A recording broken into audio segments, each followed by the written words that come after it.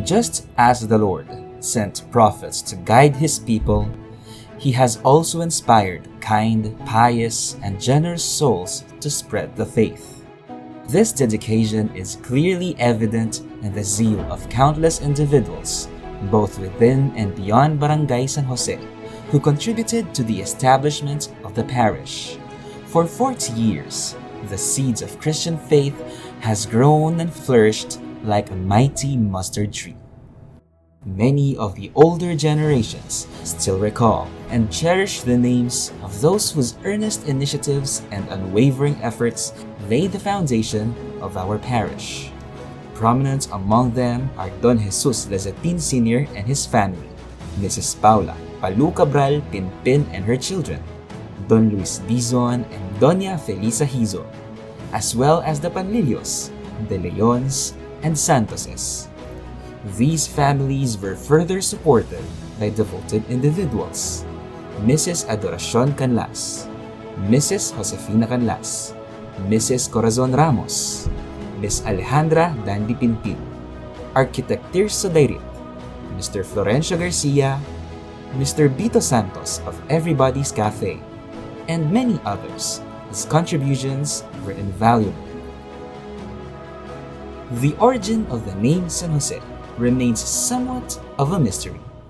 However, tradition suggests that the name was chosen in honor of Saint Joseph, as the patriarch of the Lazatin family was Jose Don Pepe Lazatin.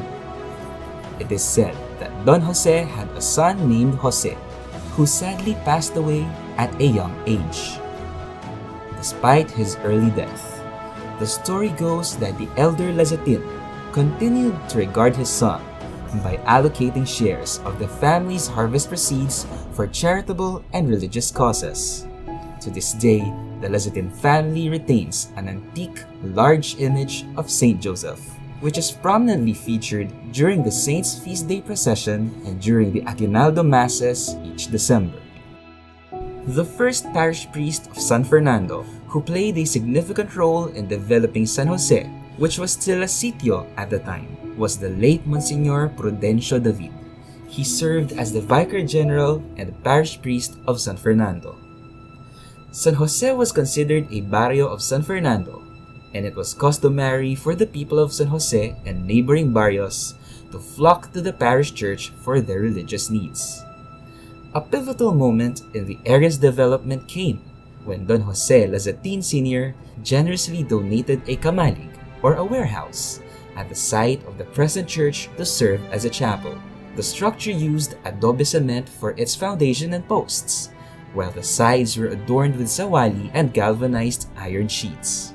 It was during Monsignor Bartolome Zabala's time that the seeds of a more formal church life were sown, thanks to the dedication of Mrs. Paula Palu Pinpin and Mr. Pedro Dedo Salas. Regular Sunday Masses were established, providing a consistent spiritual anchor for the community. Recognizing the importance of religious education, catechism classes were introduced in the local public schools, and efforts were made to enlist members into the various mandated church organizations, further solidifying the foundations of the emerging parish. The arrival of Monsignor Pedro Puno to the parish of San Fernando marked a period of organizational growth and deepened faith.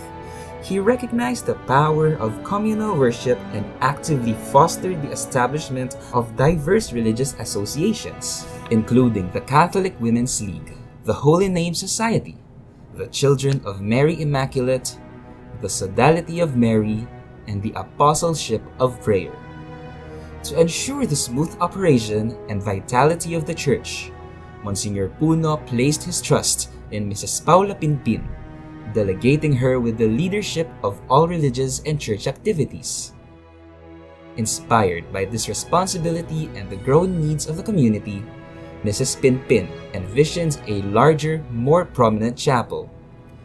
With the expertise of Architect Tirso Dairit Sr., she embarked on the ambitious task of planning its construction, laying the groundwork for the physical manifestation of their shared faith.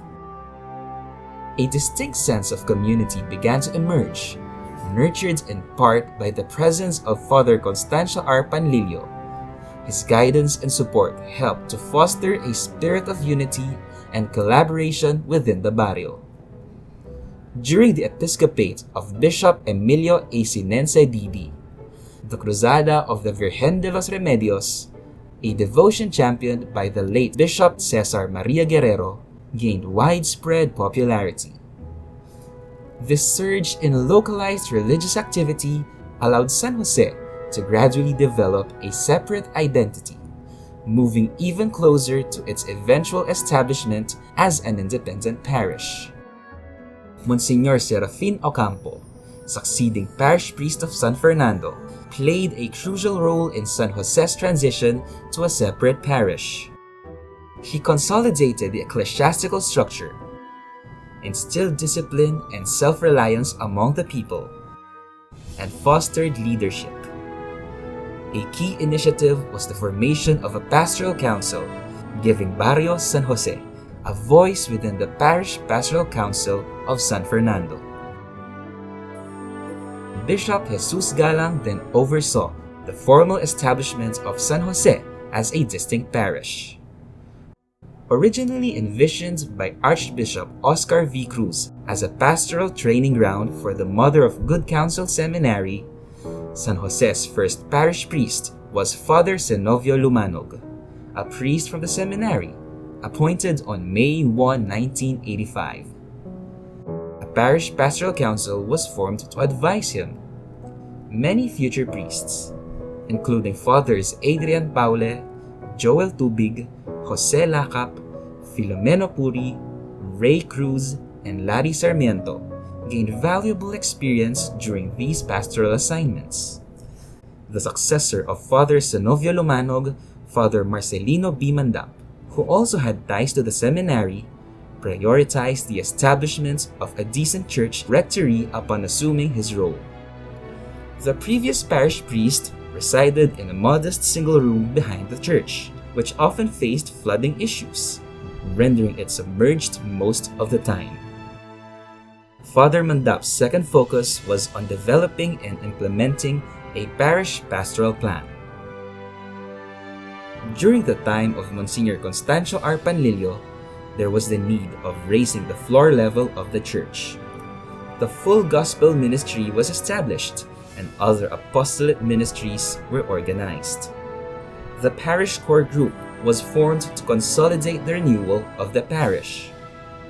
Fred Manio was chosen as the PCG president and Dr. Valentin Puno as the PPC president.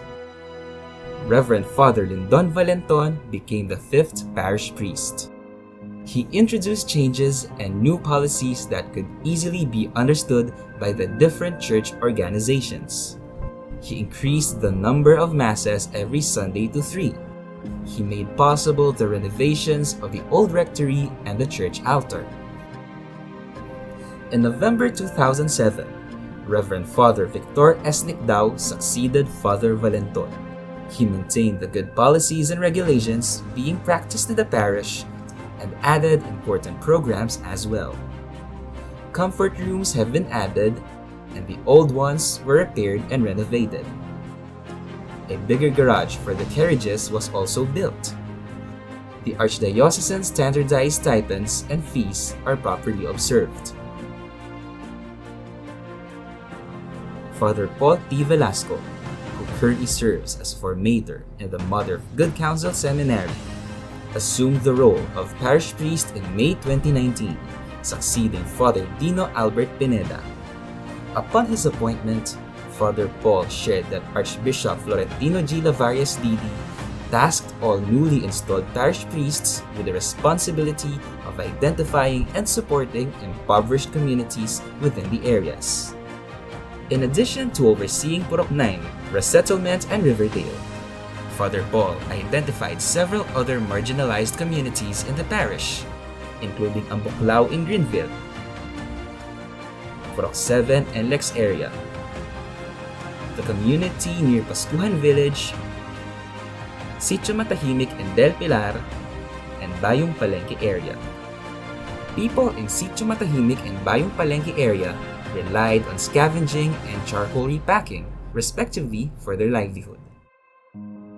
10 months into Father Paul's tenure as parish priest, the COVID-19 pandemic swept across the country and the globe, disproportionately affecting tricycle drivers, three-wheeler drivers, vendors, and daily wage laborers. In response to the growing need for assistance, Father Paul mobilized resources to provide relief goods to those in need. The initial funding for these efforts came from the proceeds of the Fiesta 2020 solicitations, supplemented by donations from generous friends and parishioners locally and internationally. The parish also established a community pantry initiative to further support those facing hardships during the pandemic. Notwithstanding the pandemic, the parish remains active in both spiritual and physical needs of the people.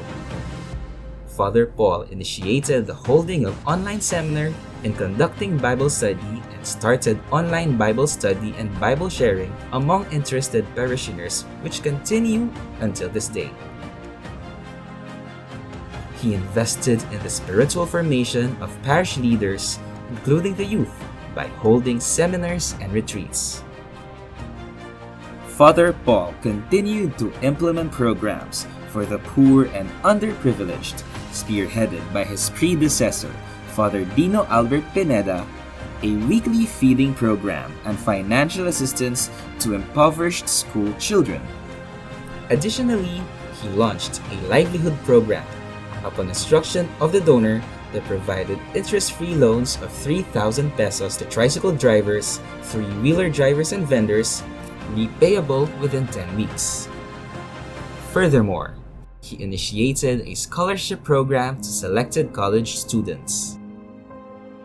To ensure the sustainability of these initiatives, Father Paul commissioned a core group to update the parish pastoral plan for 2022 until 2025. The theme of the pastoral plan was Mas Malalam a Relasyon, Mas Masigasig a Misyon. He also organized basic ecclesial communities within the parish, with the core group beginning its immersion efforts in nearby Purok 3 and Purok 4. Father Paul's selfless service and generosity towards the marginalized reflected Christ's love for his people.